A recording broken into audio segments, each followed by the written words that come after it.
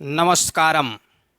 संस्कृत मार्तंडे संस्कृत के महा चैनल में मैं मार्तंड कुमार आप सभी प्रिय विद्यार्थियों का एक बार फिर से हृदय की पालियों के स्पंदन से बहुत बहुत स्वागत करता हूँ। मेरे प्रिय विद्यार्थियों, पिछले वीडियो में मैंने स्वर संधि को पूरी तरह से आपके समक्ष स्पष्ट कर दिया था। उसी क्रम में व्यंजन संधि को लेकर के उपस्थित हुआ हूँ और व्यंजन संधि की जो पहली संधि है अश्चुत्व संधि, ये बहुत ही महत्वपूर्ण और उपयोगी संधि है। इसको आसानी से समझ लीजिए। ये हिंदी और संस्कृत दोनों के लिए परम उपयोगी है और परीक्षा का रामबाण है, ऐसा समझिएगा। वीडियो आप पूरा देखेंगे और अंत तक, शुरू से अंत तक वीडियो एक बार देख लीजिएगा, स्पष्ट हो जाएगा। फिर आपको इसमें किसी प्रकार की शंका नहीं रहेगी। और एक सूचना आप सबको देना चाहूँगा कि बहुत जल्दी मैं पूरा का पूरा हिंदी साहित्य, हिंदी व्याकरण और हिंदी काव्यशास्त्र भी अपने इसी चैनल संस्कृत मार्तंड पर लेकर के उपस्थित होने वाला हूँ। तो आप सब बने रहिएगा संस्कृत मार्तंड के साथ, कल्याण अवश्य होगा। लेकिन निवेदन एक है कि ये संस्कृत मार्तंड के ज्ञान की जो धारा अविरल बह रही है, इसे और फैलाना आपकी जिम्मेदारी है। ये आपसे हमारा निवेदन है, इसे बढ़ाते चलिएगा, ज्ञान की गंगा बहाते चलिएगा। आइए, व्यंजन संधि। व्यंजन संधि है क्या? मैंने संधि के परिचय में इसे स्पष्ट रूप से बताया है, लेकिन मैं आप लोगों को यहाँ भी स्पष्ट कर दे रहा हूँ कि व्यंजनों में जो विकार उत्पन्न होता है, व्यंजनों में जो परिवर्तन होता है, उसे ही व्यंजन कहा जाता है। जब किसी व्यंजन का योग किसी स्वर से होता है या किसी व्यंजन से होता है, तो वहाँ पर जब व्यंजन का निर्माण होता है, उसी प्रक्रिया का नाम व्यंजन संधि है। यानी व्यंजन में हुए परिवर्तनों को ही व्यंजन संधि कहा जाता है। पूरी बात स्पष्ट हुई। अब व्यंजन संधि में जो सबसे पहली संधि है, ये पहली संधि का नाम है अश्चुत्व संधि। क्या नाम है? अश्चुत्व संधि है। और यहीं से हमारी आज की कथा प्रारंभ होती है। अश्चुत्व संधि का सूत्र क्या है? तो अश्चुत्व संधि का सूत्र है स्तोश्चुनाश्चुः। अश्चुत्व संधि का सूत्र है अस्तोश्चुनाश्चुः। इसको आप ऐसे भी पढ़ सकते हैं अश्चुनाश्चुः। क्या पढ़ेंगे? अश्चुनाश्चुः। ठीक है ना? हाँ, तो स्तोश्चुनाश्चुः ये सूत्र है अश्चुत्व संधि का। ये 3 पदों से मिलकर बना है। कितने पदों से? 3 पदों से मिलकर के बना है। पहला है अस्तोह, दूसरा है अश्चुना और तीसरा अश्चुः। तीनों को अलग अलग समझ लीजिएगा। ये व्याख्या कोई नहीं बताएगा, सूत्र बताएगा, उदाहरण दे देगा, समझा देगा। लेकिन ये कितने पदों से मिलकर बना है, किसका मतलब क्या है, जब इस तरह से आप समझेंगे तो स्तोश्चुनाश्चुः स्वयमेव स्पष्ट हो जाएगा। आइए देखते हैं। स्तोश्चुनाश्चुः सूत्र 3 पदों से मिलकर बना है। पहला पद है अस्तोह, दूसरा अश्चुना, तीसरा अश्चुः। बोलो सही है? अच्छा, अब ये अस्तोह का मतलब क्या है? तो अस्तोह में आप देख रहे हैं बेटा, अस्तोह में देख रहे हैं कि दंत सा है। अस्तोह, अस्तोह में पहले आधा सा मिल रहा है। ये सा कौन सा है? तो ये दंत सा है। इसलिए दंत सा और तोह का मतलब तवर्ग। कभी कभी ये भी पूछ लेता है कि अस्तोह का मतलब क्या है, परीक्षा में पूछा गया है, हमने देखा है। तो अस्तोह का मतलब होता है दंत सा और तवर्ग। पहली बात स्पष्ट हुई। अस्तोह का मतलब दंत सा और तवर्ग। इस चुना का मतलब क्या है? तो इस चुना का मतलब आप देख रहे हैं, जब आधा सा का मतलब दंत सा हो गया, तो यहाँ आधा सा का मतलब तालव्य सा हो गया, और तो का मतलब तवर्ग हो गया, तो चू का मतलब चवर्ग हो गया। बोलो सही है? अस्तोह का मतलब दंत सा और तवर्ग होता है, और इस चुना का मतलब तालव्य सा और चवर्ग होता है। स्पष्ट हुआ? जो तीसरा पद है श्चुः, श्चुः का मतलब होता है तालव्य सा और चवर्ग हो जाना।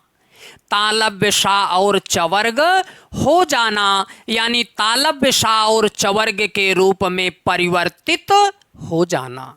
अब इसका नियम इधर मैंने लिखा है, तो नियम पूरा देखिएगा, इसका स्क्रीनशॉट ले लीजिएगा, अच्छे से आपको सारी बातें स्पष्ट हो जाएंगी। यहां पर हमने लिखा कि सकार या तवर्ग का योग, सकार हिंदी में तो सा बोलते हैं, दंत सा, तालव्य सा, मूर्धन्य सा, लेकिन संस्कृत में जब किसी भी शब्द का, किसी भी वर्ण का उच्चारण करते हैं, किसी भी वर्ण का उच्चारण करते हैं, तो बेटा हम आप लोगों को बता दें कि उसके बाद उसमें कार जोड़ देते हैं, जैसे अकार, पकार, चकार, खकार, गकार इत्यादि। तो सकार का मतलब दंतसा हुआ। सकार या तवर्ग का योग, सकार यानी दंत सकार और तवर्ग का योग तालव्य सकार और चवर्ग से होने पर, यानी तालव्य सा और चवर्ग से होने पर सा के स्थान पर सा, यानी दंत सा के स्थान पर तालव्य सा तथा तवर्ग के स्थान पर चवर्ग आदेश हो जाता है। क्या हो जाता है? आदेश हो जाता है, यानी ये परिवर्तन हो जाता है। परिवर्तन कैसे होता है? जैसे आप यहाँ देखेंगे कि ये दंत सा और तवर्ग है, तो तवर्ग में आएगा त, थ, द, ध, न, और ये तालव्य सा और चवर्ग है, तो यहाँ पर आएगा श, च, छ, ज, झ, इया। परिवर्तन कैसे होगा? यानी दंत सा और तवर्ग का योग, दंत सा और तवर्ग का योग तालव्य सा और चवर्ग से होने पर दंत सा तालव्य सा में ता का चा, था का छा, दा का जा, धा का झा और ना का इया हो जाता है। कैसे? क्रम के अनुसार। लेकिन एक बात महत्वपूर्ण जानिएगा बेटा, और वो बात महत्वपूर्ण ये है कि परिवर्तन सदैव, परिवर्तन सदैव तवर्ग के स्थान पर, तवर्ग के स्थान पर ही होगा, पर ही होगा।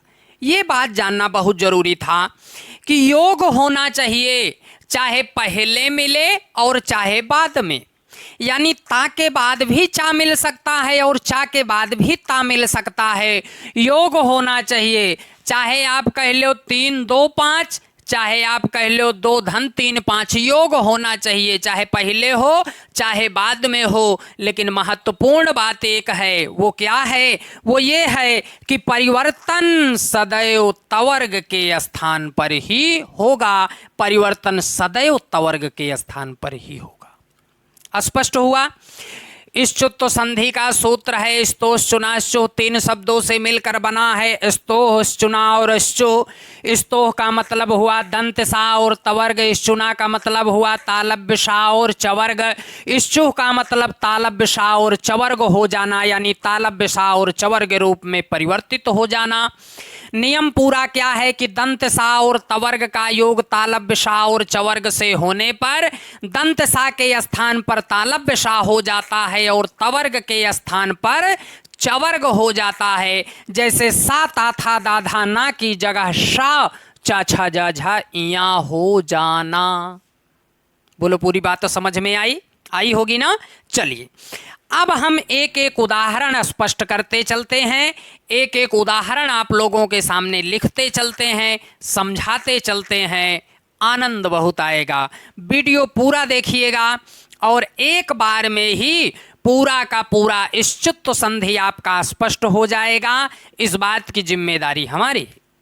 चलिए अब सबसे पहले हम आपको एक उदाहरण देते हैं, और वो उदाहरण जो सबसे ज़्यादा लोकप्रिय है, सबसे ज़्यादा प्रसिद्ध है, वो ये है कि रामश्चेते। क्या है? रामश्चेते। ध्यान दीजिएगा, एक शब्द आप लोगों ने देखा होगा, रामश्चेते। बहुत सुना होगा, बहुत पूछा गया है, हम भी वही बताते हैं जो परीक्षा में आता है। ज़्यादा बात करने का कोई मतलब नहीं है। हम विद्वान बनाने नहीं आए हैं, आपको सिलेक्शन दिलाने आए हैं। सिलेक्शन दिला देंगे, जवाबदारी हमारी है। ठीक है ना बेटा। तो रामश्चेते ये शब्द है, इसे आप अलग करेंगे।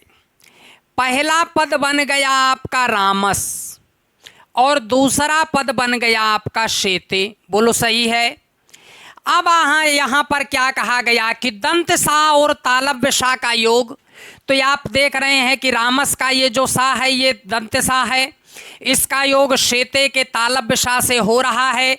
स्तोष चुनाचु सूत्र कहता है कि जब दंत सा का योग तालव्य सा से हो रहा हो तो दंत सा तालव्य सा में बदल जाएगा। दंत सा तालव्य सा में बदल जाएगा।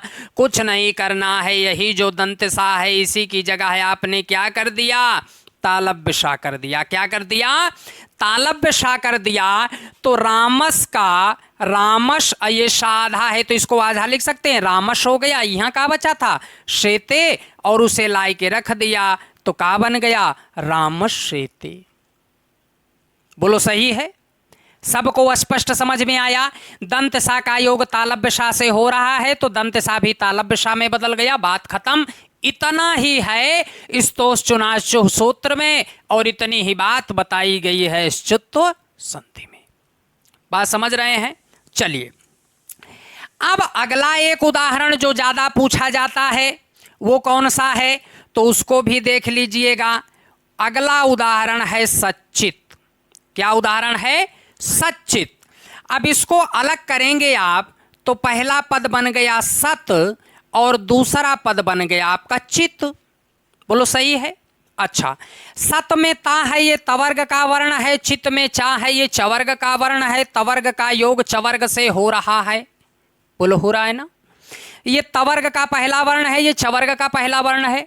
तो तवर्ग का योग चवर्ग से हो रहा है कि नहीं हो रहा है? जी हाँ, बिल्कुल हो रहा है। तो ता किस में बदल जाएगा दादा? ता की जगह क्या हो जाएगा, चा। ता किस में बदल रहा है, चा में बदल रहा है। बोलो सही है। तो ता की जगह चा हो गया तो क्या हो गया, तो ये बन गया सच धन चित। बोलो बना कि नहीं बना, सच धन चित बना। ये चा में हलंत है तो आधा लिख सकते हैं। जब इसी को आधा लिख देंगे तो ये क्या बन जाएगा, तभी ये बन जाएगा आपका सच्चित। और इसी तरह से अगर आपको बनाना है मच्चित तो क्या बनेगा, मत धन चित बराबर मच्चित बन जाएगा। समझ में आया। यानी दंत सा और तवर्ग का योग तालव्य सा और चवर्ग से होने पर दंत सा तालव्य सा में परिवर्तित हो जाता है और तवर्ग चवर्ग में परिवर्तित हो जाता है। जैसे सच्चित में ता का चा हो गया, रामसेते में सा का शा हो गया और मच्चित में ता का चा हो गया। ये पर हमने आप लोगों को बताया। एक और उदाहरण है जो बहुत पूछा जाता है, उसको देखिए। इस उदाहरण का नाम है उच्चारणम। क्या उदाहरण है बेटा, उच्चारणम।